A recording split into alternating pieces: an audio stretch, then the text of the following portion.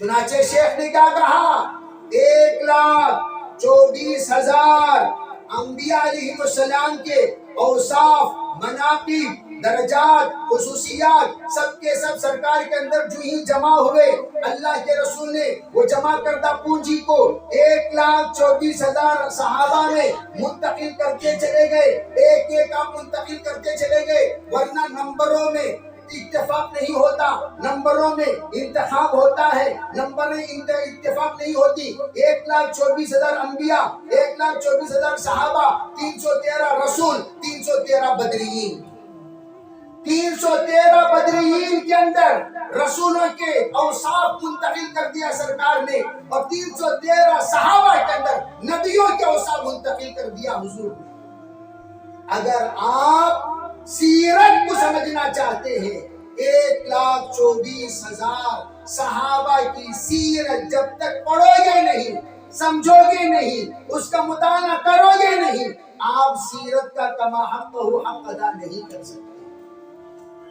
آنچ خوبا ہما داریں تو تنہا دار، اسی لیے حضور نے فرمایا اصحابی کلہم عدول، قیامت تک لوگوں کو کہہ دیا یہ صحابہ اکرام کے سلسلے میں ایسی ویسی نظریں مت رکھا کرو، یہ یقین رکھا کرو ان اللہ یأمرکم بالعدل والاحسان، اللہ تمہیں حکم دیتا ہے عدل کا، احسان کا، اور اللہ رب العزت نے جو حکم دیا اس حکم پر عمل کرنے والے۔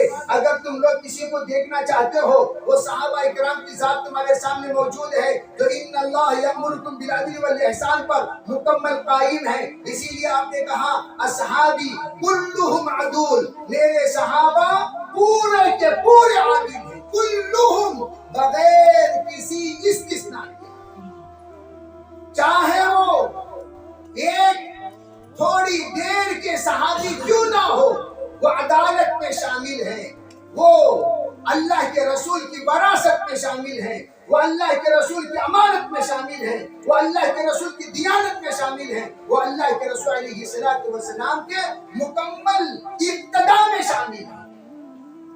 تو یہ ایک بات تو یہ فرمائی۔ دوسری جگہ پہ کیا فرمایا؟ آپ نے فرمایا اصحابی کالنجوم، عجیب بات ہے، اصحابی کالنجوم بأیہم اقتدیتم اہتدیتم، فرمایا تم لوگ مختلف مزاج والے ہو، تمہارے مزاج کو سمجھنے کے لیے آپ حضرات جانتے ہیں صحابہ میں سے کون آپ کے مزاج والا تھا، اس کو پہلے سمجھو۔ جب آپ سمجھ لو گے میرے مزاج کے مطابق ابو بکر ہیں، ابو بکر کی پیروی کرو، تمہارے مزاج کے مطابق عمر فاروق ہیں، ان کی پیروی کرو، تمہارے مزاج کے مطابق حضرت معاویہ ہیں، ان کی پیروی کرو، تمہارے مزاج کے مطابق عبد الرحمن بن عوف ہیں، ان کی پیروی کرو، تمہارے مزاج کے مطابق ابو طلحہ ہیں، ان کی پیروی کرو، تمہارے مزاج کے مطابق عمار ہے، یاسر ہیں، ان کی پیروی کرو، تمہارے مزاج کے مطابق عثمان اور علی ہیں، ان کی پیروی کرو، تمہارے مزاج کے مطابق ابو ذر ہیں، ان کی پیروی کرو، جو تمہارے مزاج کے مطابق لگے 1,24,000 صحابہ میں ان کی پیروی کرتے چلے جاؤ، نجات پالو۔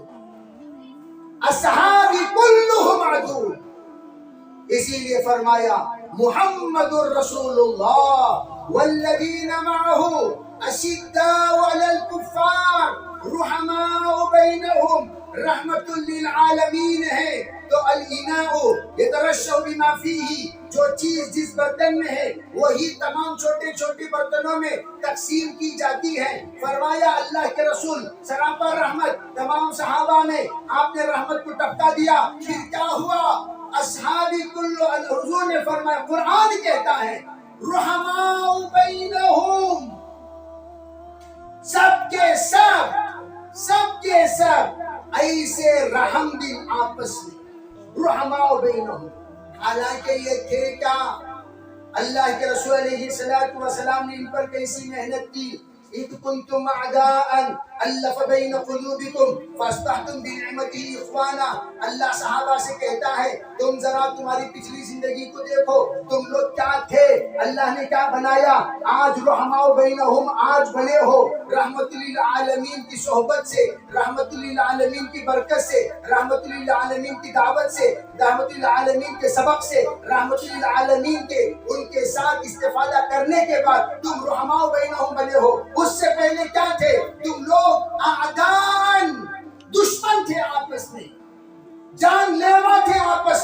اللہ نے تمہیں محبوب کی برکت سے آپس میں محبوب بنا دیا. یہ قرآن بیان کرتا ہے جس میں ترمیم کی کوئی گنجائش نہیں. میں یہ عرض کرنا چاہتا ہوں نتیجہ کیا حضور کی محبت کا؟ رحماء بینہم بن گئے. یہ حضور سے محبت کرنے والا، یہ حضور سے محبت کرنے والا، یہ حضور سے محبت کرنے والا کیسے پتا چلے گا؟ تراہم رکعا سجدا یبتغون فضلا من اللہ ورضوانا. قرآن کہتا ہے اگر تم نبی کے صحبت یافتہ، نبی کے محبت پانے والے، نبی کے تعلق رکھنے والے، نبی کی اطاعت کرنے والے ان کو تم دیکھنا چاہتے ہو، جب بھی دیکھو گے رکعا سجدا، فرمایا یہ اللہ کی اطاعت میں نظر آئیں گے. رکعا سجدا، جس طرح نماز میں رکوع کی حالت میں، سجدے کی حالت میں اللہ کی اطاعت بندہ کرتا ہے، اس کے ساتھ کسی کو شریک نہیں کرتا، یہ بھی اپنی زندگی میں اللہ کو راضی کرنے والا، اللہ کو ماننے والا، اللہ کا تابعدار، اللہ کا وفادار، اللہ کے سامنے کسی کی پرواہ نہ کرنے والا. چنانچہ صحابہ کون تھے؟ لا یخافون لومۃ لائم، کسی ملامت کرنے والے کی ملامت کی پرواہ نہیں کرتے تھے. وہ کون؟ تراہم رکعا سجدا. مقصود زندگی کیا ہے؟ یبتغون فضلا من اللہ ورضوانا، وہ ہمیشہ اللہ کا فضل اور اللہ کے رضامندی کے طالب رہتے.